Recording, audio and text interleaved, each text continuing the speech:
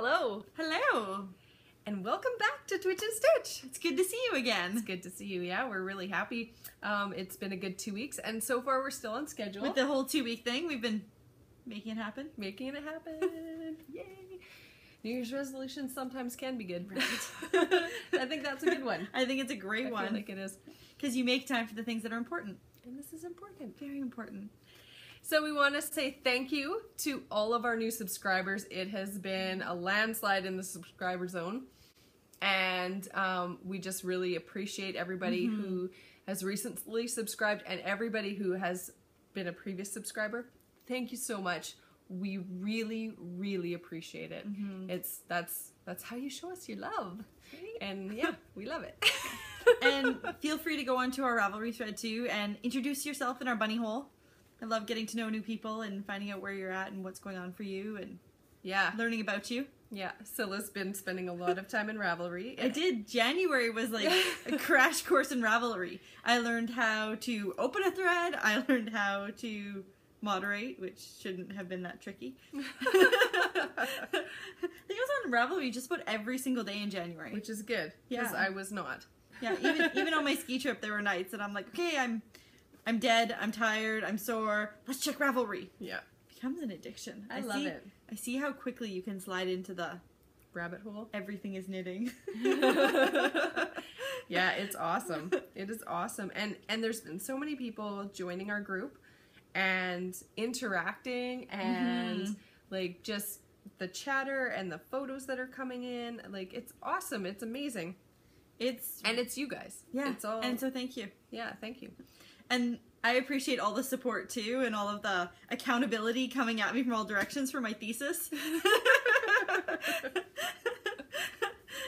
So I really actually appreciate that and the support because it is going to be a busy couple of months with all the writing and the wanting to knit when I should when I should be typing. Working on your thesis. Yeah. You know, though, sometimes it's super refreshing to just walk away for a little bit and just take a breather. Not like days, but like just to give yourself an hour to get your creative juices flowing again in a different direction, because then your brain chews on whatever it is that you're... I love your logic. I can make knitting okay in any situation. I know. Your logic last night was sweater version logic. Yeah, it was awesome. Yeah. So what are you working on, Scylla? I am... So there is a knit-along going on right now with the Bakery Bears. It's called #Choose Your Muppet. And it's so excited. I know, it's so exciting. It's their February knit-along. And I think Marsh and I together are probably the hecklers. Which is Waldorf and Statler. I know, yeah. I think that we would probably be the hecklers as a couple. I did a Choose Your Muppet, but I did like I see myself as the hecklers, but also like us together as the hecklers. But I did it too, and it was it came up as is it Randy the rabbit? No, not Randy. Beano or Beano. I can't remember. It's a rabbit, and he's in my favorite Muppet show, The Christmas Carol, and he's the rabbit that ends up carrying the turkey. I think that's him. Yeah. He's the narrator's sidekick throughout the entire thing. No, the narrator. Oh no, never mind. No, that was Rizzo the Rat. Yeah, Rizzo the Rat. Nice, Scylla. I'm not Rizzo the Rat.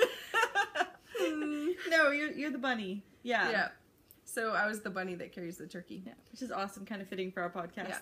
Yeah. So funny. Yeah, exactly. Yeah. Exactly. So what did you get though? So I did the quiz and I got the Snoth. There's two of them. And I had to actually Google who that was. And for those of you who aren't aware, you know So there's a quiz. Sorry, I'm interrupting you, but there's a quiz that you can take online to figure out who you are most like. And Scylla took that quiz, and that's where I took the quiz too. That came up with the bunny being mine, and that's how she got the And we took the BuzzFeed quiz. I think there's a Zimbio quiz as well. Oh, okay, yeah, we took the BuzzFeed one. But so I got the Snoth, and so again I had to Google it. And if you know the Muppets, they're pretty famous for a song. Da da da da da. Banana. Na na na na. Oh, phenomena. Phenomena, yeah, not banana. Yeah. Bananas. Anyway, the Snowths are the ones that go do the da da da da part. Yeah. And actually, Tilly Trout and I are both the Snowths, so I think together we're the two Snowths singing the song. So if anyone else is the manana guy, join our trio. Do your song, yeah. And so for Choose Your Own Muppet, I decided to cast on a toque because that's what I love. And if you look at the Snowths, they actually have kind of orange or mustard green, mustard yellow colored noses. And then they're pink. Very, very bright pink. And so this is my pink for the rest of the hat. So I'm doing the sock head hat. So the brim is going to be in this mustard yellow. And the pink is going to be done in Iuhu Knits individually hand-dyed yarn. So, and this is Georgina. And this is Gorgeous Daisy Base. And she sent this to me when we first started podcasting. It's not called Toronto. The colorway is called Watermelon Pink. And Georgina's not dyeing right now. She has finally announced terrible. I'm so glad she's not dying. She's finally announced it on Instagram that she's expecting a baby in April, so we're really excited. But she was also a podcaster, and hopefully she'll come back to it. But she's taken a break for, I think, probably around 6 months now or 7 months. She dyes yarn as well, and it's really nice yarn. Like, this is sock weight yarn. She dyed me some that was called Fairy Little in Ireland. And she dyed this for Scylla, and it's perfect for this. Yeah, it's so pretty, and it's so soft. And it smells nice. Working on. What's your other yarn, Syl? The yarn. Strop Spable. Yeah. Yeah. Awesome. All right, Marcia, what are you working on? Oh, I'm working on a lot of things. Right now, I'm working on, at this exact moment, I took the neckline out of the Maturin sweater that I made for Nick, and I ran my knitting needles through the collar, the neck, and backed it up, and that took a good, I don't know, probably hour or so to get it back to where I needed to. This is, Barocco Folio is the yarn, and I just recast on the neck, and I ripped it back. I cast it back onto size 3mm needles because I'd used the 4mm it called for. And with the yarn, it didn't have enough structure, so it stretched right out. So what I'm doing right now is I'm going to re-knit the collar 3 times the size that the pattern actually calls for, I mean the length. So 3 times the length. And I'm going to fold it in on itself and then stitch it down on the inside. That will give the yarn extra structure and strength, so it won't pull and stretch the way it was doing. It was turning into a boat collar. And that's strictly, the yarn is heavy. It's an alpaca blend, and it's a light yarn, like it's a fingering weight yarn. So it has lots of bounce to it. So that's the problem I was running into. So hence I chose smaller needles to bring it in, so that automatically brings it in so that it's not stretching as far.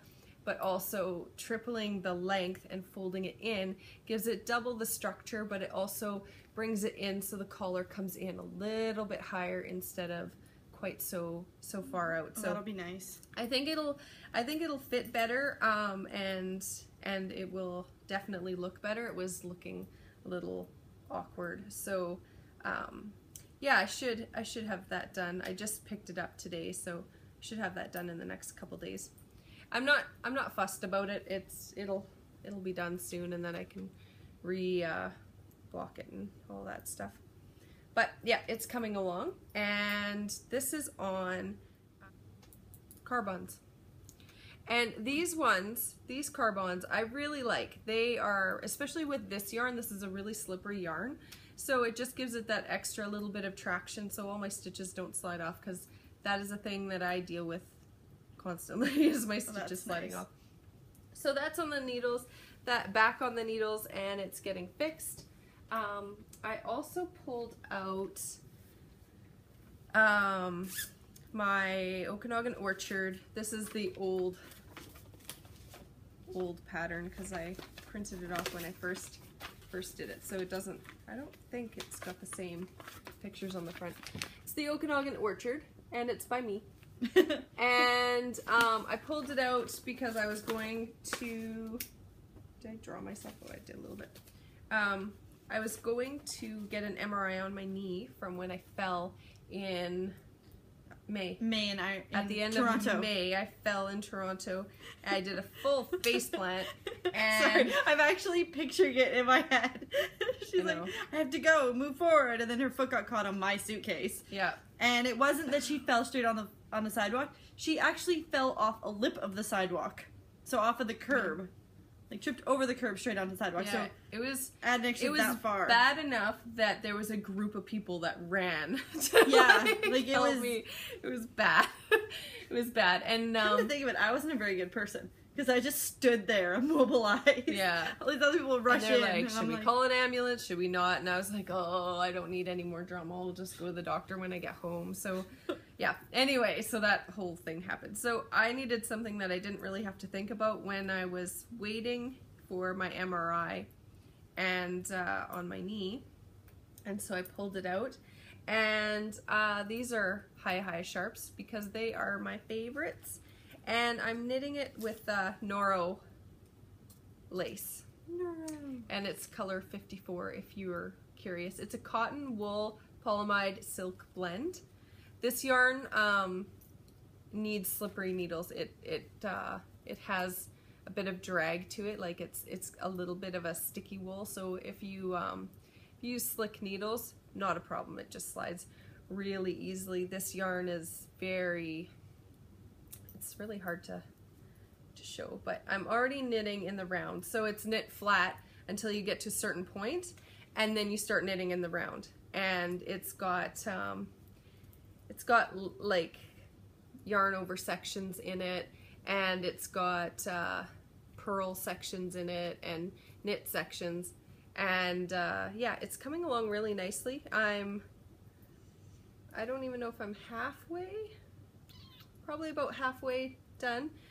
It continues to increase to the end, and then it's an applied edging, but the edging isn't very, it's not a very thick applied edging. I like applied edgings because it gives it more stretch on the end, and it gives it, to me, I feel like it gives it a nicer finished edge, which is why I designed it that way, because I like it to just look finished along the edge. Can I ask a beginner question? Yeah. Beginner questions with Scylla. Yay. So that's one thing that I find is when I cast off something that my edges always tend to be either really loose and terrible. I need to learn other cast offs as well besides just the one I know. Yeah. Or they're really tight. Yeah. So if you do an edge and then you do an applied edge, it gives it that extra give at the edge. Is that yeah? So it gives it stretch. So okay. It's really good for circular shawls, because circular shawls, if you don't do an applied edge, then it can create that tight edge around. If you do an applied edge, it's rows going around this way instead of going up and ending like that. It's going around the outside of it, and it gives it the extra stretch that your edge stitches would have. Oh, that makes sense. Right? And usually there's a lace portion in the edge, so that gives it extra stretch as well. And so you've suggested when I knit things and they curl, because I tend to do that, adding an applied edge. Yeah. And I've thought about it, and I was like, well, I don't think it would look the same or it would match with it, but now that I'm thinking more about it, you're just doing stitches in a different way, so you can add like a really cool border to what you're doing. So like both of my designs have an applied border. One of my designs, the applied border actually uses half of the yarn for the project because it's so wide. thick. Yeah. And there's so much lace in it. So it uses a lot of yarn to do the applied edge.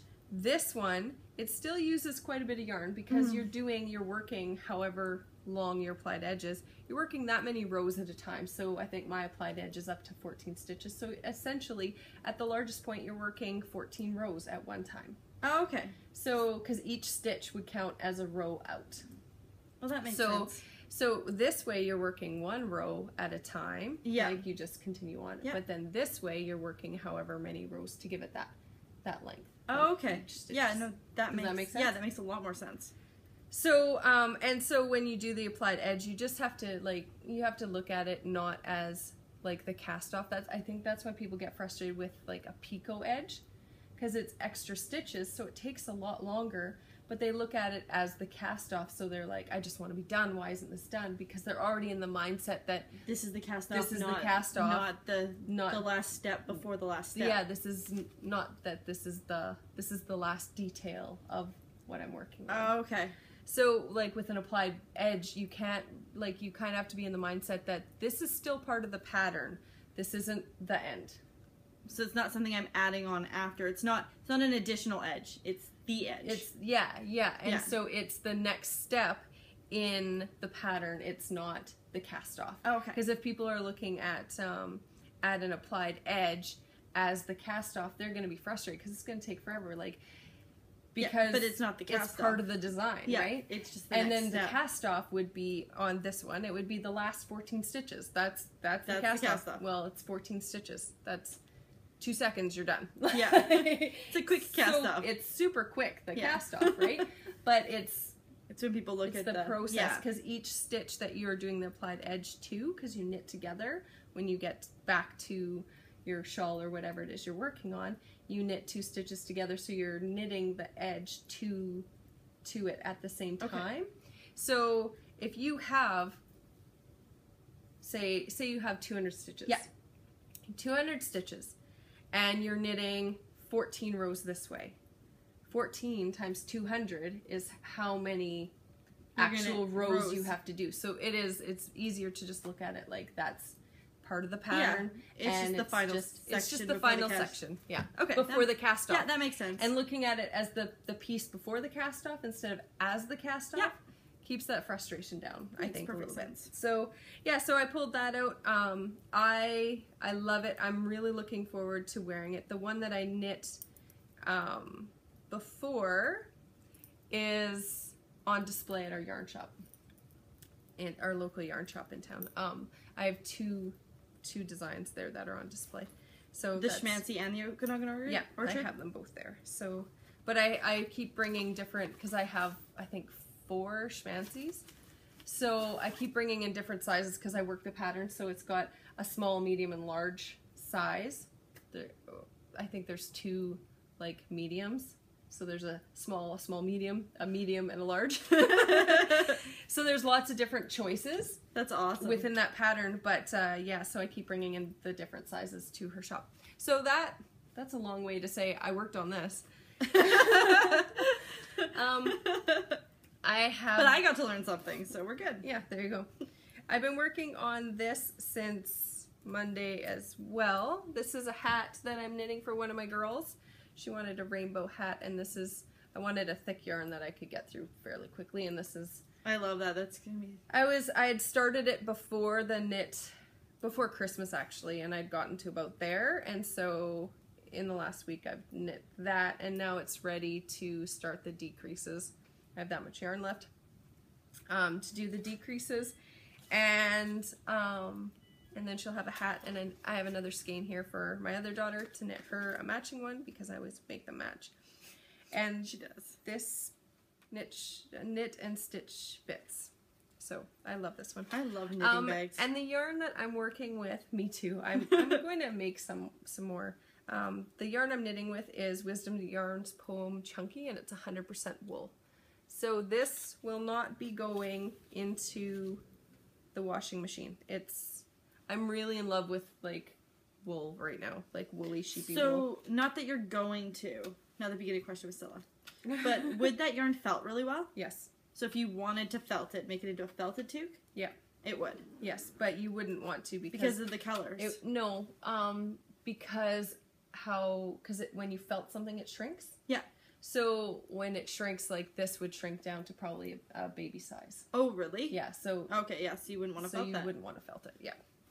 So, but I have knit the girls' cowls before in this nice alpaca. Yeah. And one of the girls, they put it in their laundry and it got washed and it felted and it shrunk, and then the other one was really careful with hers and it still looks beautiful. It has a little stellina in it. It's really pretty. So I went to Knit City 2015, which we're actually planning on going to Knit City next year. We are. And I purchased this book, Pacific Knits, back then. And I hung out with Alexa and Emily, who are Tin Can Knits, and they wrote this book together. And I hung out with them while we were there. We went out for supper, and then we hung out for a bit. And I got Alexa's autograph on here.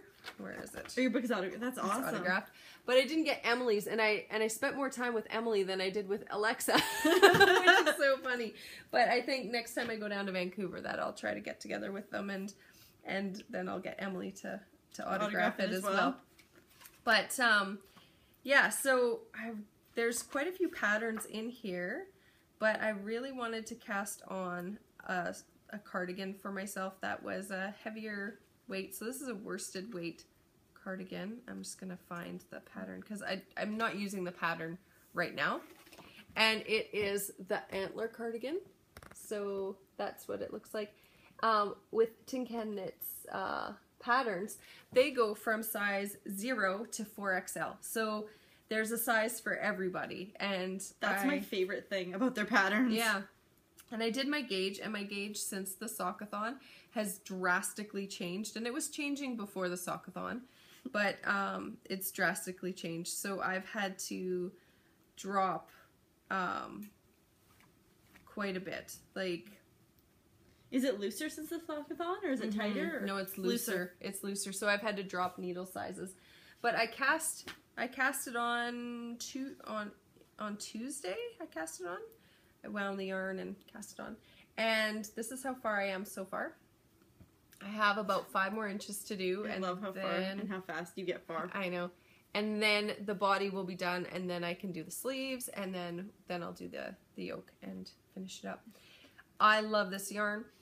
It is McCausland Woolen Mill yarn. I can actually smell it from here. It is so sheepy, and it's from Prince Edward Island, from McCausland Woolen Mill there, and it is natural yarn. So this yarn hasn't been dyed, but what they do is they stick, and I did a tour there, so I know this. They stick all of the wool from the different sheep. If they're doing a certain natural lot, then they have like the natural dark browns, the natural medium browns, the natural like this color, and then the natural white-ish, like off-white color. And they mix all of the wool together and then spin it all at the same time for that color. So even though these aren't dyed, they have very subtle variances, but they're still the same color. Like, they all are exactly the same. They just have the variation. So they'll have like little spots of like dark and little spots of light, and every time I hit a little dark spot, I'm just like, I love it. I know, I'm like, it's mixed sheep. Yeah. I love it. Yeah, and it's so, like, it's a hard-wearing wool. So it's 100% wool. This wood felt if you washed it. It's not superwash. You can feel it feels rough, but it's very lanolin-y. And this yarn blooms so well. So what blooming means is when you add heat to it, the lanolin comes out of it, but also the fibers plump up. So this will it'll plump and bloom and open up and look gorgeous. The stitches will even right out, and the cables in this are going to look amazing. So I'm really excited about that one. So it's the one that's coming around with me everywhere right now, and it's in my Lone Larch Designs bag because I love it, and it's going everywhere with me because it's a nice size. Like this one, yeah, I like the size of it. Carry, like you saw that, it's half a sweater, and it's still, and 2 cakes of yarn and half a sweater, and that fits in there. And it's polka dot. You should see my purse. It's polka dot too. I wear a lot of polka dots, so I'm really happy with that. And the final thing that I'm actually working on. So I have this back here. Where is it? I haven't been working on it for a while, and I did mention last time that the reason I'm not working on it is because I'm really meticulous, because I'm doing a bunch of yarn in the same color and I'm just fitting it in so that they're far enough apart that your eye isn't drawn to it. So like, for example, this yarn here is over here. So there's duplicates, but they're far enough away that they're not, your eye's not going to be drawn to it. And I like that they're different enough too, that unless you're actually looking for the same colors in the same square, they're not coming out the same. Yeah, so that's good. And it's, okay, this is the right side. I'm showing you guys the back. So this is the right side. There's not very, with crochet, I hold the ends while I'm crocheting, so they automatically get pulled in. So all I'll do is I'll just take the ends and just kind of slip it under one more thing and trim it off, because they're woven in essentially already. And it doesn't take very long to do that. But so that's how big it is. I'm putting it in front of you. There's a corner section here that needs to be done, and I could call it done, except I have a container that's like this, that big. It's right over there, and it's like that tall, and it has a whole bunch of squares ready to go into the blanket that I just haven't put in. So I've been working on this for a year. This has been going on for a year, and I haven't actually worked on it since probably the spring. But I feel like that's one of those projects, even though you've worked on it for a year, yeah, it's kind of not a blanket of forever necessarily, no. But it's, you know, as you do more socks, you end up with more scraps. Yeah. Right? So as you're doing other projects, this is the, I don't want to say catch-all, but this is the I come after. Yeah. So if you haven't done the other stuff, you can't work on that. Exactly. Exactly. That's a great way to look at it. So other than that, I have gotten the bug. The bug. And I cast on a knitted scrappy sock blanket. And this is the one I was talking about in the last episode, that I just needed to suspend my disbelief and just do it. And not worry about where the colors are and what's matching what, and just make it scrappy and just not care. I love that. Scrappy and awesome. And yeah, and this is Molly from A Homespun House calls her Cozy Memories blanket. So that's, I think that's what I'm going to call mine too. Especially if you use it from the January sock yarn. I know, it's such a cool name for it.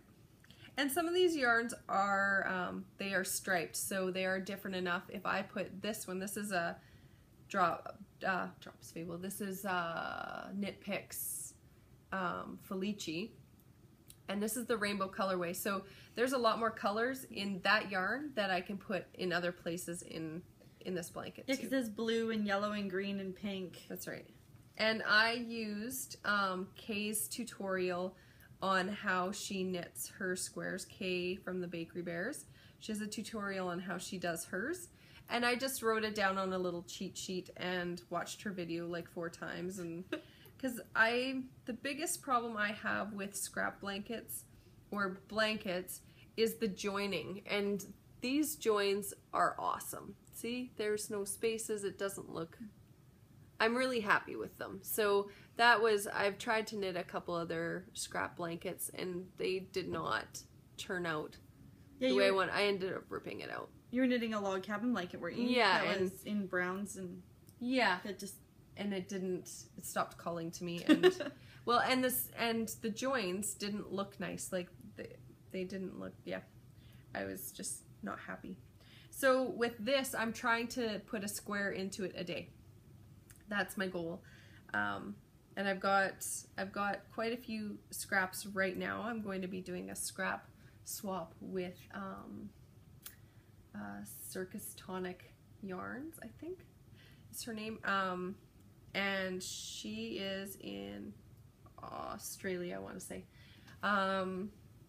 So we're going to do a swap of mini skeins for more blanket loveliness. So that's on the needles too.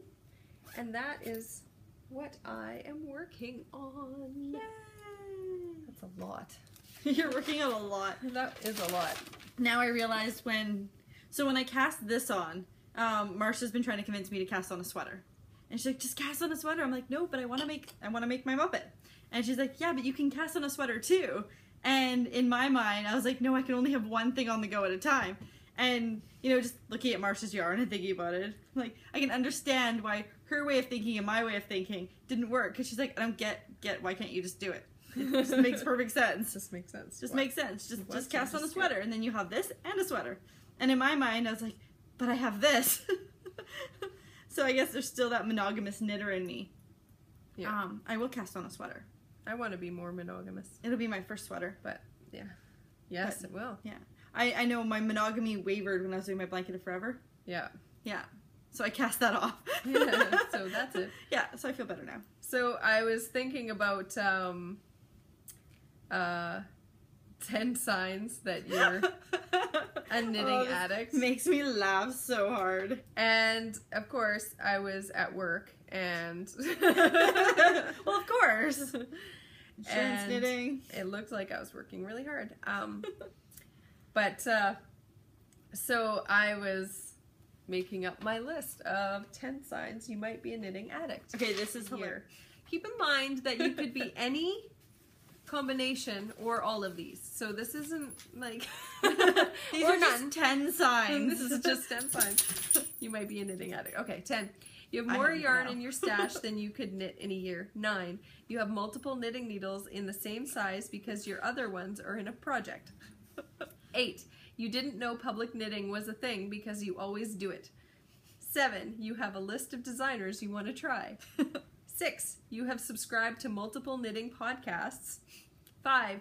You didn't know that there was anything to use Instagram for besides knitting, pets, and kids.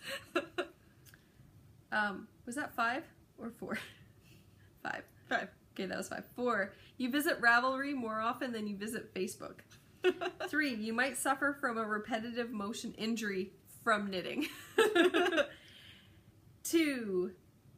The term frog no longer only refers to an amphibian. I like that one. 1. You inadvertently tied for an unofficial world record in a sock knitting competition. And an honorable mention is you find stitch markers in random places. I love that. Made me laugh. I was like, I tend to overuse stitch markers. Like, I have stitch markers every 16 stitches in this. Yeah, it's not a pattern. It's a ribbing. It's literally knit 2, purl 2. But the reason I have stitch markers every 16 stitches is because I tend to stop paying attention, or I'll start knit 1, purl 1, or I'll just start straight knitting, or I'll get off for some reason. mm-hmm. And so at least when I get to a stitch marker, I know I'm supposed to be starting knits. So if I didn't finish on purls, I only have to tink 16 stitches. Yes. I don't know why you don't just read your knitting and look at the stitch before. Hush you. So are you finished anything? I'm not. I didn't knit anything in the month of January. I had nothing cast on, nothing cast off, nothing on my needles. I know. It's because you're awesome.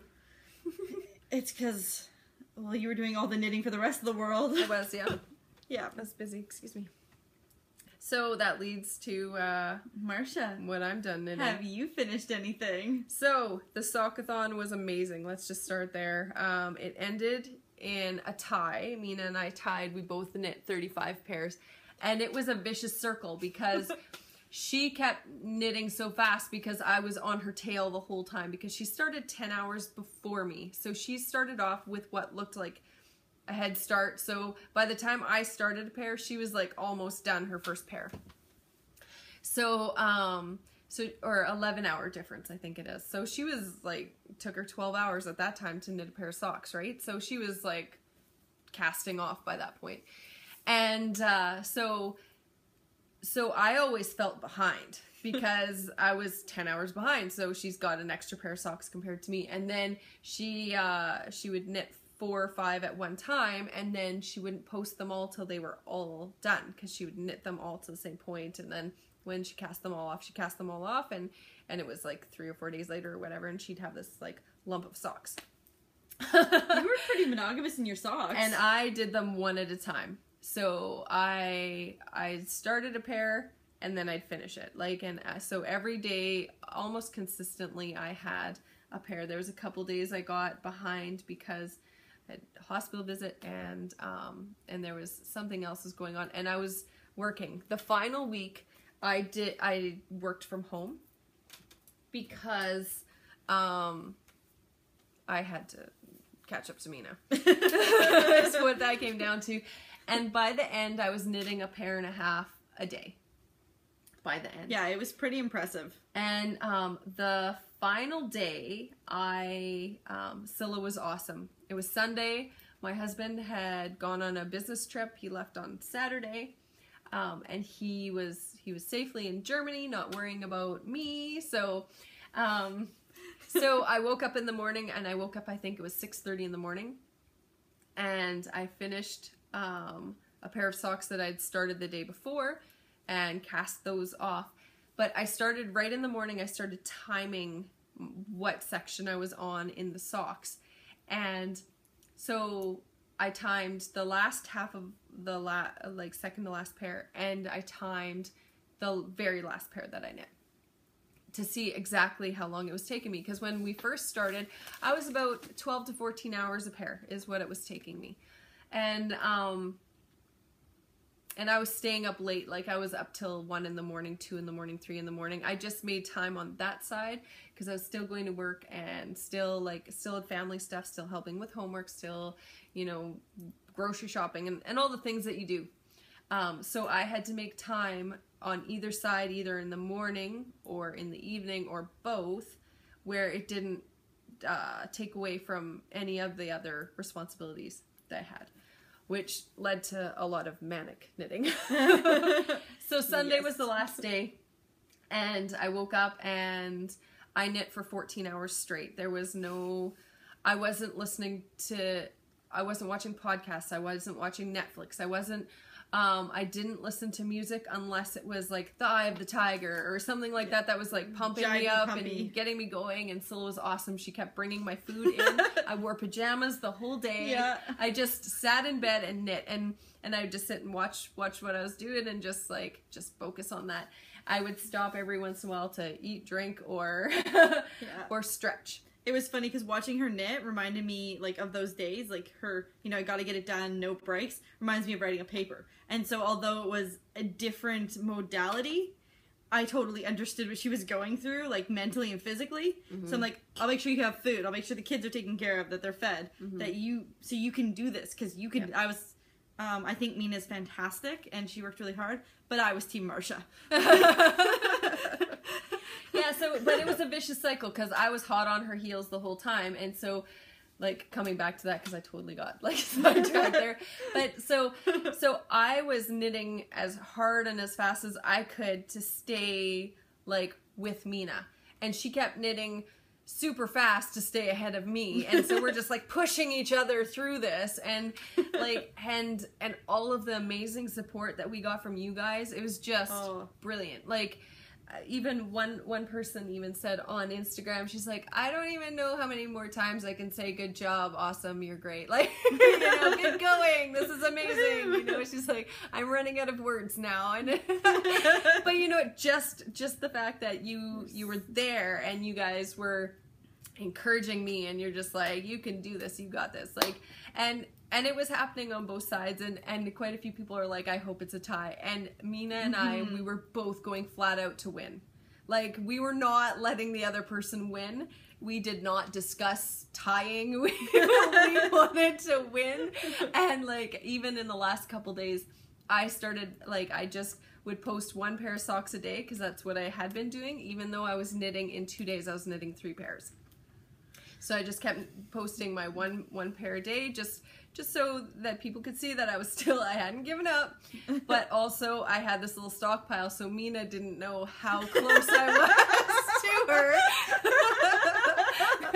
And I was like working out the hours. I'm like, okay, so worst case scenario, we tie. Yeah. Like, well, because Mina hadn't posted anything in a few days either, because she's posted like 3 or 4 or 5 pairs at a time. Yeah. And so Marsha's like, so I worked it out hour-wise that she should be on pair 35. Yeah, and I'm just like, okay, I really have to make sure that I get 35 done. Like, after that, it's just gravy.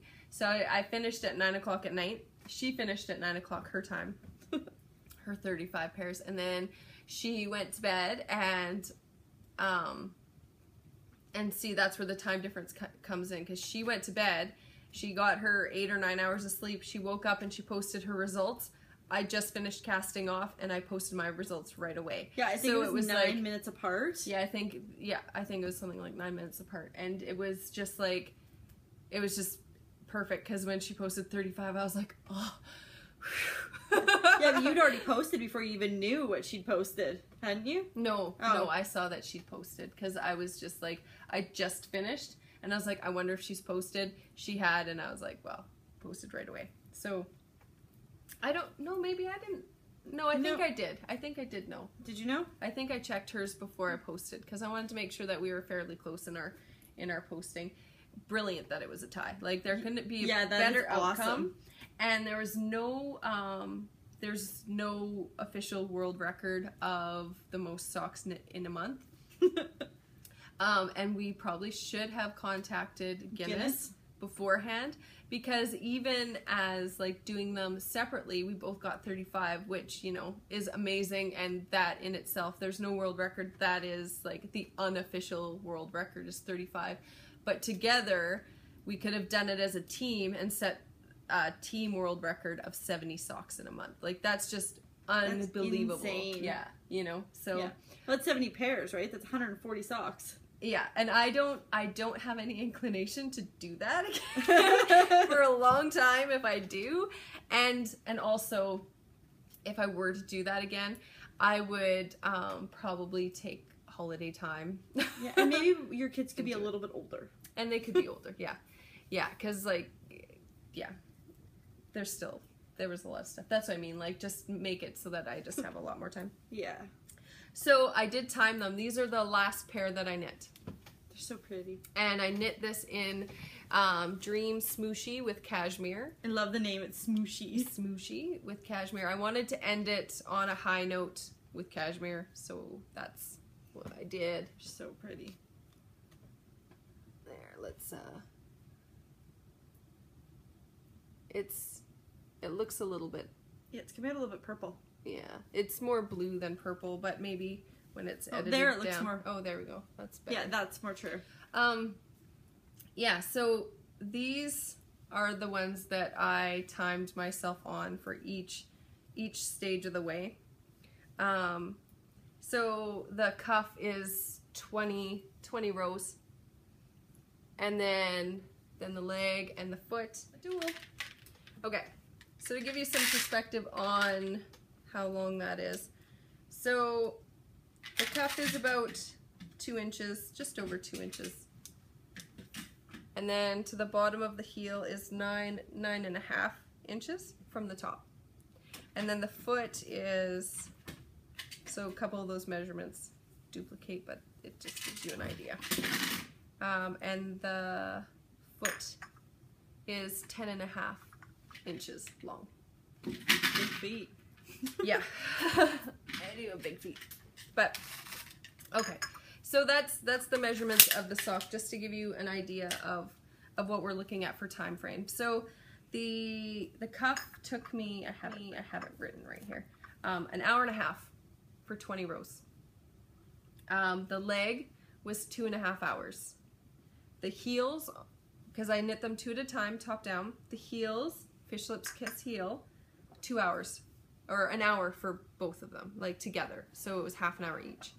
Then the foot was 2 hours and 47 minutes, and then 44 minutes for the toe decreases. So that's 2, 3, 4, 5, 6, 7, 8, and just over 8 hours, 8.5 maybe hours. So you cut off like 6 hours. So I went from 12 to 14 hours to just over 8 hours for a pair of socks. Insane. That is insane. Yes. You're my hero, Marsha. I know. You and Mina together. I know, it's amazing.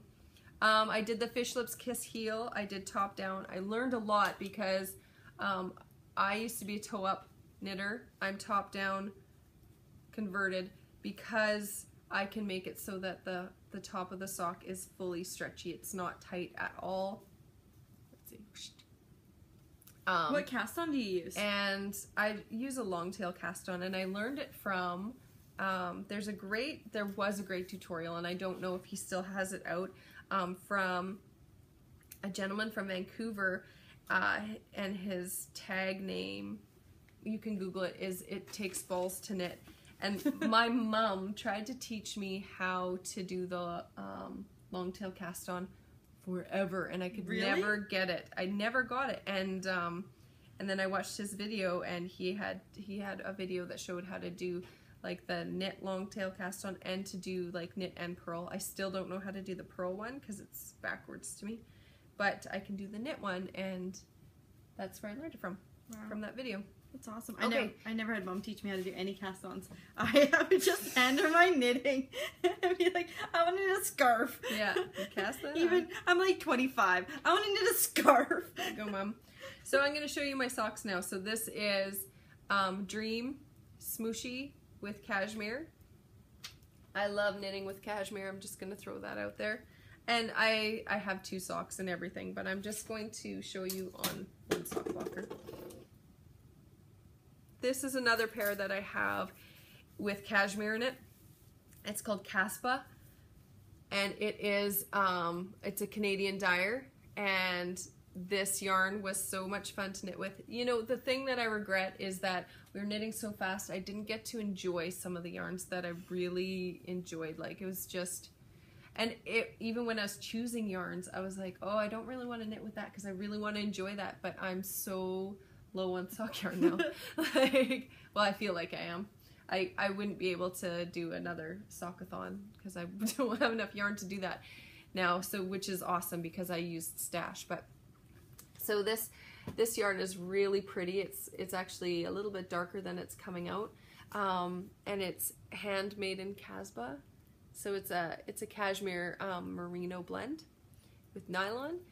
And I really enjoyed that. I have some more Caspa, and I will be knitting it with it again and again and again. I'd say this is one of my favorite yarns. So that one is in the top. Super soft. And the Smooshy with cashmere, that is also really nice. I enjoy cashmere. It is not going to wear as well. Cashmere doesn't tend to wear as well as like hard wearing wool. I'm going to be gentle with these, but I wear socks to bed, so maybe they'll be my bed socks. Ooh, that would be nice because you're not wearing them out, and your feet get to be like pampered. Yeah, pampered for bed. This is 3 Irish Girls, this yarn, and it is, let me just pull the tag, in the Cottage Garden colorway, and they reposted a picture of my socks on their Instagram, which was cool. This yarn, I really enjoy 3 Irish Girls. It was my last skein, and yeah, I really like it in socks. And I haven't worn any of these yet, so I can't tell you how they're wearing or anything. And for the toe, I did the exact same toe on each. On the beginning of one, it would be knit 1, slip 1, knit 1, yarn over, and then knit to the last 3 stitches, knit 2 together, knit 1. So that's how I did my increases or my decreases on the toes. And those socks are really nice. I like them. So I have a bunch here that is hand dyed by Nickelby Studio. This is an Okanagan dyer. So we live in the Okanagan Valley. This is an Okanagan dyer, and it's one of my favorites. Really, wait for it. Yeah. Could be one of your favorites too. So again, there's the other sock.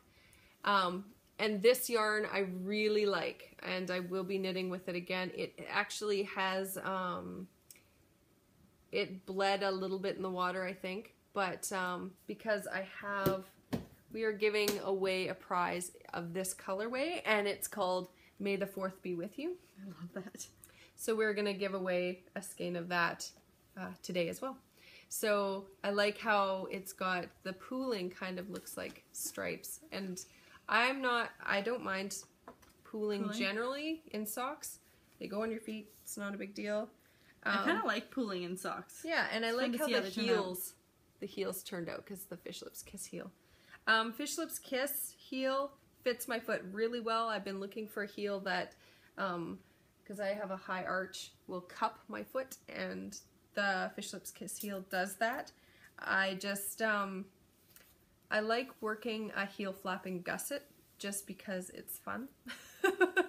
So between those two, I think that will be my go-to, because in some of these I didn't pull my stitches tight enough.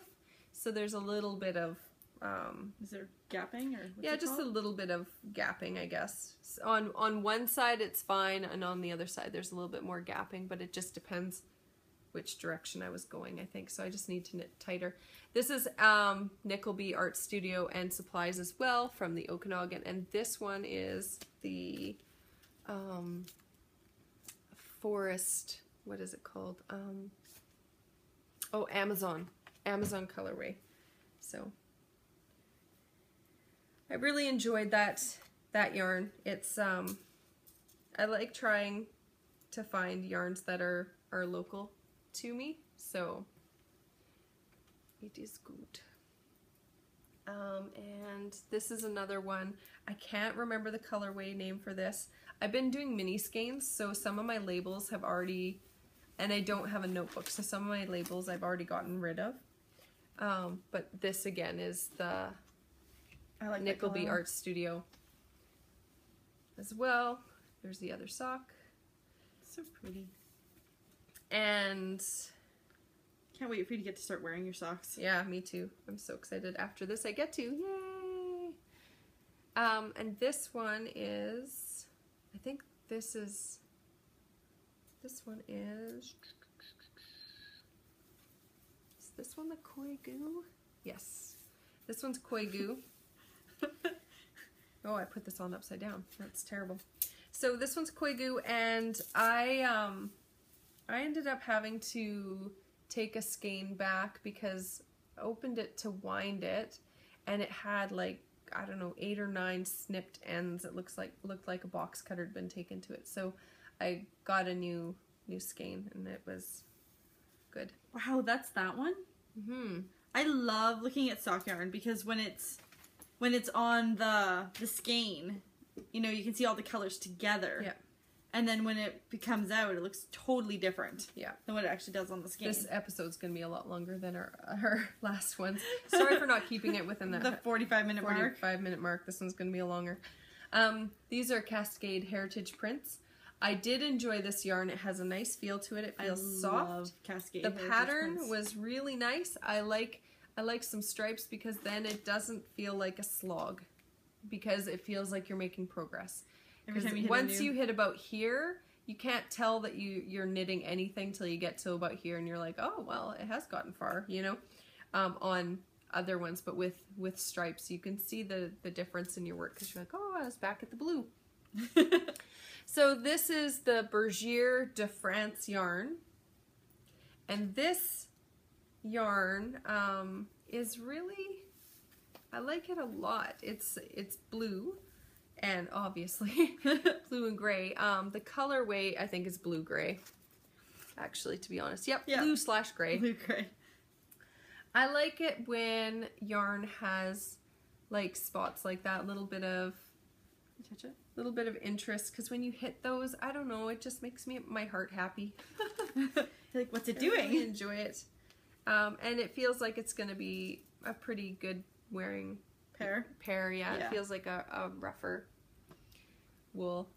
And I also knit another pair of these Patons Croix. If you remember from the other podcast where they were different sizes. Yeah. So I have 2 pairs in this. I will show you the other pair. So I have this pair and this pair. And then these 2 were the same weight. So they turned out really well. I like Patons Croix. It's a hard wearing yarn. It doesn't, I have another pair of Patons Croix socks that I've worn quite a few times, and they wear really well. So they're just workhorse yarns. And they're fun patterns. That's why I like them. And they're not expensive, so, but I do enjoy some cashmere socks, so that's a nice change. This is Stroll, Knit Pick Stroll, hand painted. And this yarn is some of my favorite. What I do have to say about it though is I have another pair in Stroll Fingering, and they grow. They grow in length. So I have another pair that I knit, and the heel on my foot comes to about here. So they grew about 2 inches on my feet with wear. So having said that, like, I could always, you know, put hot water on them and felt the bottoms or something to shrink them back up, but it doesn't bother me. I just know that these will grow longer than they are right now. And last but not at all least, I have it's yarn by Undead Yarns, and it is in the Vamphyri yarn called in the Hexabeast self-striping. This yarn. So if you've ever heard of Undead Yarns, she's an independent dyer out of the States, and she also has a podcast. She's very lovely. And this yarn she showed on Instagram last year, and I fell in love with it. It's a nice sock weight. It's really nice to work with. I would actually it's soft, so I would probably like to do something like a shawl or something in it, like a self-striping shawl. Still same fish lips kiss heel. And I like the different colors in the stripes, but also within the like taupey brown here, there's like lighter flecks, and it just, those fed my happy so much. Every time I hit a little fleck of white or something else, just the depth of the color, I just really liked it. So these flew off the needles. These were my second to last pair of socks.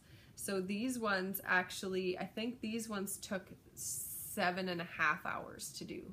Wow. To complete. Pretty quick. Because they just were so nice to knit and knit with.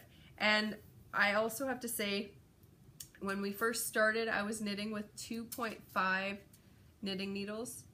For the first probably 10 pairs, I was using 2.5s. I had to go down to 2.25s, and I didn't have anything smaller than that. I should have probably been knitting on 2s. But these are still a good gauge. They're not holy or anything, so I'm still happy with them. I just wish that I'd probably knit them on 2s, and this is some yarn that I would appreciate knitting, like taking time with, and you know, spending some time with, and it just enjoying it, because I enjoyed it for the 8 hours we got to spend together, but that wasn't quite enough. Like, I wish I could have spent more time. But yeah, so that is all of my socks that are finished. There you go. 35 pairs of socks. They're not neat at all. Some socks. Yeah, Kristen of Woolen Vine Yards and the Woolen Vine podcast is doing a knit along for a box of socks, so I think I might enter for that. I think you might as well. When does that knit along end? When does that one end? Yeah. At the end of the year. Oh, perfect. So you have to knit at least 12 pairs, I think. I think I'm good. Well, you're good. Yeah. So, also I wanted to mention I've been having problems on Instagram, and I just spoke with somebody about it. She actually lives here in the Okanagan, and we keep being friends on Instagram, or follow each other on Instagram, but Instagram keeps making me unfollow her for some reason, and it's happened a few times where I'll go to follow somebody and then I'll hit refresh and it'll show that I'm not following them anymore. So I have, if that happens to be like one of you where it looks like I follow you and then it looks like I'm not following you, I'm not unfollowing people. Instagram is doing this. I have no idea why. She looked into it and she noticed that, like, she knew she was following me, and then it came up that she wasn't following me. And so she refollowed me, but I don't know if it's like unfollowed or not, but it's happened like 3 times with this one specific person, but it's happened a few times with other people too. So I want you guys to know that I'm not like unfollowing you, and also that I'm not following you. I'm trying to follow like people, but it's not letting me. So I don't know if I hit a maximum of what I'm allowed to do or what, but I messaged Instagram to see if they can fix it, or if it's a glitch, or maybe it's just me. I have no idea. Marcia, no more following for you. Yeah, so I'm working on it, and I'm trying to get Instagram to, like, it might be, I don't know, maybe it's my operating system that has that glitch. I don't know. So we're working on it, and I apologize for that. If you're experiencing that I'm being wishy-washy as your follower, I'm not. She's trying really hard. And yeah, and it even happens with people who are just following me, and I click the follow, and it just like automatically makes me unfollow. So I don't know. I can't. I'm not that savvy. I can't fix that. What do you have planned, Scylla, for your knitting future? So for my knitting future, when I'm done this, I am going to knit my very first sweater. It's probably not going to be a speedy process because, as I mentioned in previous podcasts, I need to get this thesis finished. And the ironic part was I wasn't going to cast anything on until my thesis was done. Mm-hmm. So those of you who are thinking, hey, she has something cast on, hooray, that means she must be done. No, it just means that I needed to. I needed to get my knit on. I needed. My hands needed knitting. Like, even in the last podcast, my hands were so antsy that I noticed I was looking around a little bit, and I couldn't sit still. And so I'm like, I need some knitting. I felt lost after the sockathon. Oh my, you should have seen her wandering around the house. She's like, I don't know what to do. I don't know where to be. And she just literally, like, she was pacing back and forth. I don't even know if you noticed that. No, I didn't. Like, I feel like I should be doing something. I just don't know what it is. She'd go to her bedroom. She'd come out here. She'd sit on the couch. She would look at a knitting pattern. She'd get up. She'd walk around. She'd go back to the couch. She'd look at a different pattern. She'd get up. She'd go down to her yarn room. She'd look at her stash. She'd come back upstairs. I don't know what to do next. Right? She'd go and find her girls and be like, hey, you want to do something? They're like, Mom, we're playing. Yeah, we're busy over here. And she'd be like, okay, I don't know what to do. Yeah, it was fun watching her because she was so lost. Like, you could even see her hands were almost twitchy. It was like, I don't know what to do with myself because I've had something that I've had to do every day for the last month. Now I have nothing. And she's like, but she was talking about all the things that she wanted. She's like, I'm going to do this, and I'm going to do this, and I'm going to knit this, and I'm going to fix this, and I'm going to do this. And so, like, the excitement was there. But there was no, I have to do it. And instead of that relief that we often feel when we finish something, that relief lasts about, well, in Marcia's case, probably that night. Yeah. And then, so the next morning she slept in. Or did she? She intended to sleep in. Yeah, but she's still awake by 7. Yeah. 7 o'clock, she's still wide awake.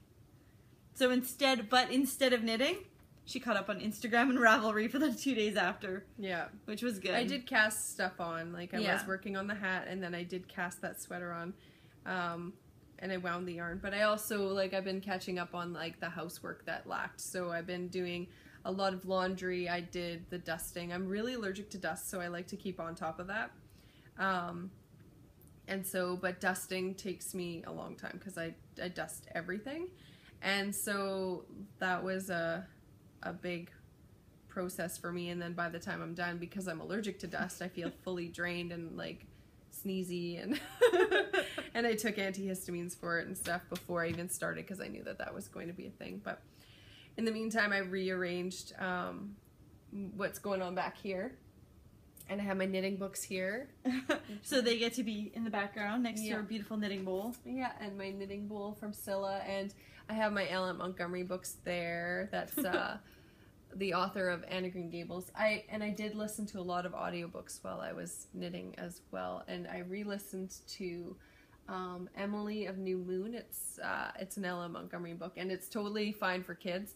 But I read it as a teenager, and I listened to the audiobook just recently, and those are my favorite. Like, I like them more than the Anne of Green Gables. I feel like I relate to Emily better than I relate to Anne. I think that's why, but it was a good companion while I was doing lots of knitting. But I've convinced Scylla that she needs to cast on a sweater, and how I convinced her was I asked her how many stitches she'd cast on for her hat. And she's like, oh, 128. 128, yes. So 128, and then I showed her mine, Her sweater that she's working on. It's 149 stitches that I cast on. So it's like 21 stitches more I cast on, and I will have a sweater at the end, and she will have a hat. But it's going to be a snow hat. So I'm like, so, you know, you could probably do a sweater and be fine with it. But I think that that was an influencing factor, but I think the main factor to convince me to do a sweater is that Marsha bought me 3 sweaters worth of yarn for Christmas. I did, yeah. So it just feels wrong to break it up. Yeah. Mm-hmm. Yeah, and so I don't want to break up this pretty sock weight yarn, or sweaters worth of yarn. Yeah. By knitting hats with it. Yeah, that's true.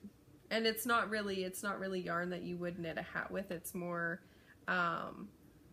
it has more structure and more wear durability than you need for a hat. Like you wouldn't use a harsher yarn on your head, is what I'm trying to get at. Yeah. So some of that yarn is 100% wool. It's a workhorse yarn. It's got good structure, and you wouldn't necessarily want that across your forehead, right? No, not so much. But it would be a nice layering piece as a sweater. Yeah. Yeah. So we also have some Sockathon winners. Yay! Congratulations. I love looking at the thread. Me too. It was awesome. I loved it. And we're gonna kind of like speed it up a little bit in this area because we've already gone over an hour. Sorry about that. So we have the winner who knit the most socks. And I was impressed. I was following you and cheering you on just as much. At one point I'm like, Marsha, she's ahead of you. Yeah. It was like early on. I'm like, she's gonna beat you. Yeah, totally. And Marsha's like, but I'm competing against Mina.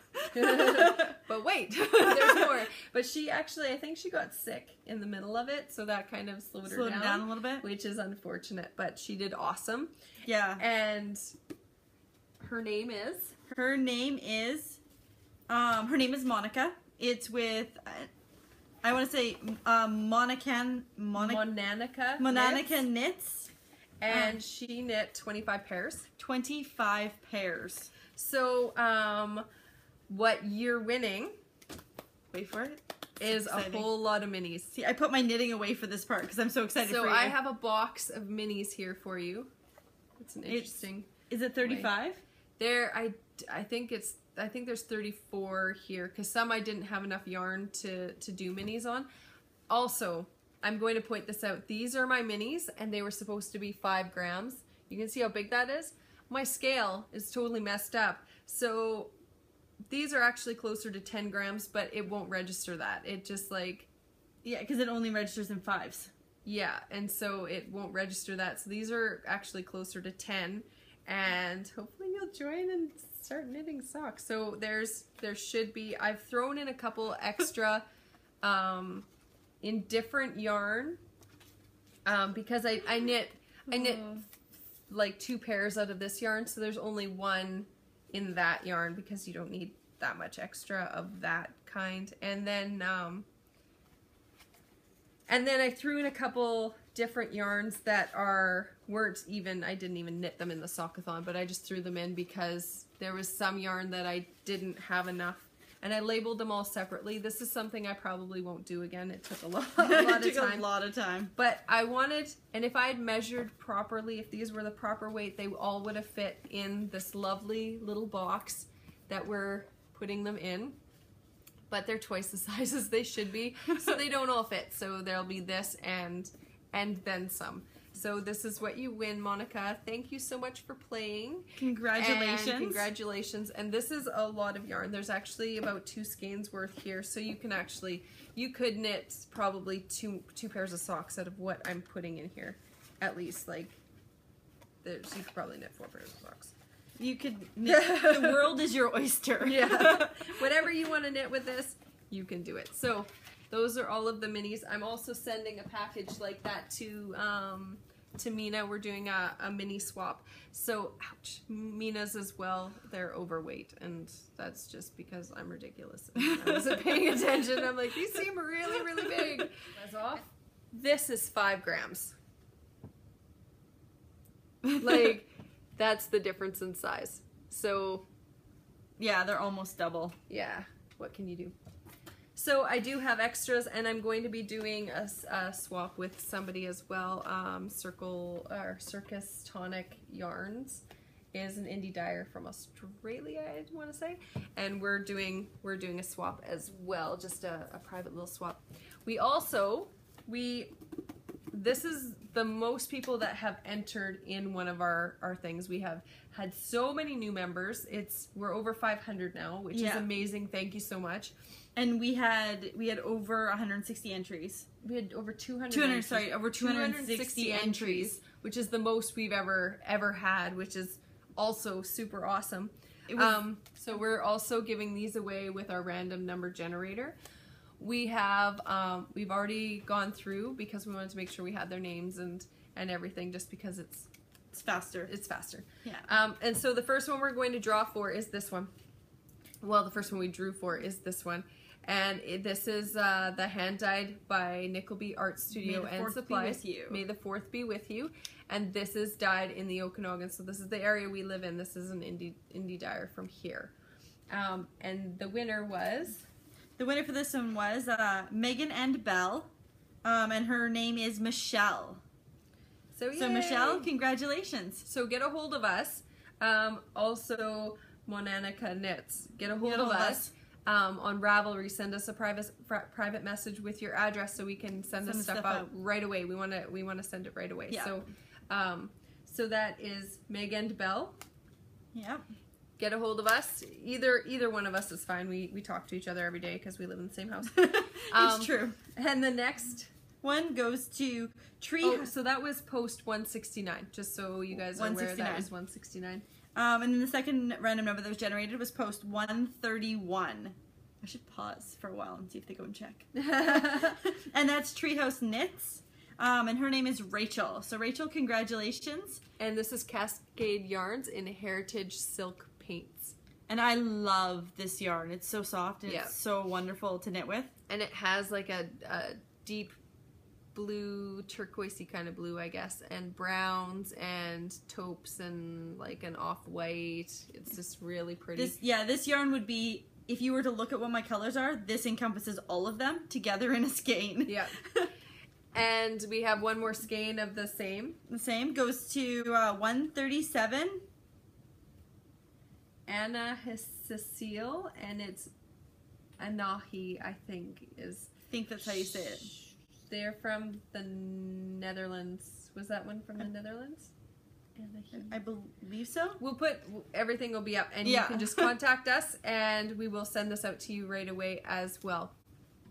And I just wanted to mention a lot of the giveaways we do, like there has been some in the past where people have donated things to send out, and we always mention if it's been gifted to us to give as a prize, but if we don't mention that it was given as a gift or whatever, we're going out and we're purchasing the prizes to send out. And I just wanted to say, if you are interested, if you have a yarn shop, or you do stitch markers, or have patterns, or dye yarn, or project bags, I think I've repeated myself a couple on those, but if you have anything regarding knitting and you would like to donate a prize, please let us know. We are more than open. We really are to donations for prizes, because it does get expensive with doing the prizes and doing the shipping, and also it's an opportunity for you to get your name out there too. So if you're thinking about it and you want to donate a prize, we would really appreciate it, actually. And we would appreciate it. It'd help us out. Yeah, and that would be awesome, and we would just we would love to do that with you. And we'd talk about how awesome you are. Yeah. As well, if you're interested in doing a promotional code or anything that you would like to offer our viewers or listeners, we're open to that too. Absolutely. Yes, and we've already had people entering in our double dip thread.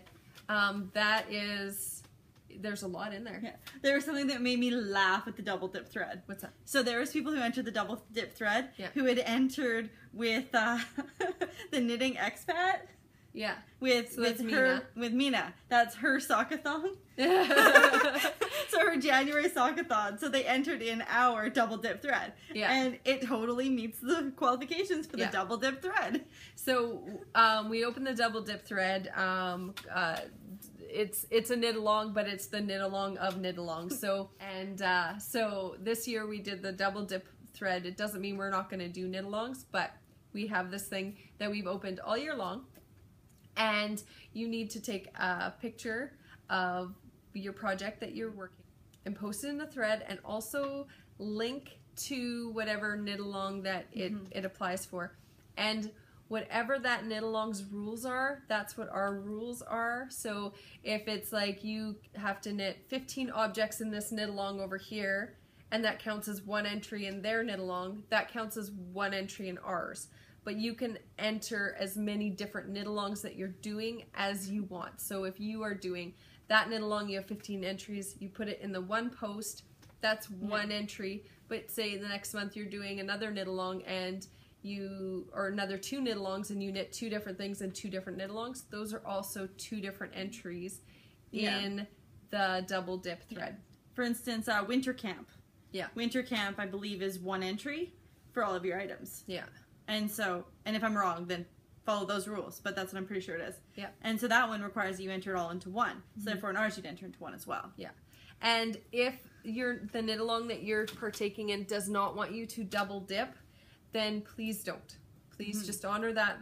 If that's their rule, that's our rule. Yeah, it's the same rules. We don't mind double dipping. Like if you are doing the choose your Muppet knit along with Kay and Dan, they're usually awesome about double dipping. Come on over. And in that one, I really kind of want you to double dip because I want to see everyone's Muppets. Yeah. So like it's really open. We're super flexible. We just want a photo and we want a link to the knit along that you're doing. It needs to be completed within that time frame. And we're not limiting the draws. Like we're probably going to be doing draws every 3 months. Is what I'm thinking, out of whoever's entered into the double dip thread. So that's going to be... Yeah, so it'll be super, super exciting. Yeah. Yeah. And plus, another reason we decided to do the double dip thread is because there's so many knit alongs going on that sometimes, you want to enter 1 or you want to enter 2, but you just don't have the time. Yeah. And so this way it gives you an option to enter 1 knit along, but still enter 1 for us. Yeah. Yeah. And it gives you that extra... opportunity to win. Yeah, exactly. So we believe in opportunity. Yeah, we want to be the equal opportunity. Equal opportunity knitters. So it's been awesome hanging out with you. Yeah, thank you for coming. Sorry this is extra long. We'll try to pare it down a little bit. There's spaces that we'll edit out.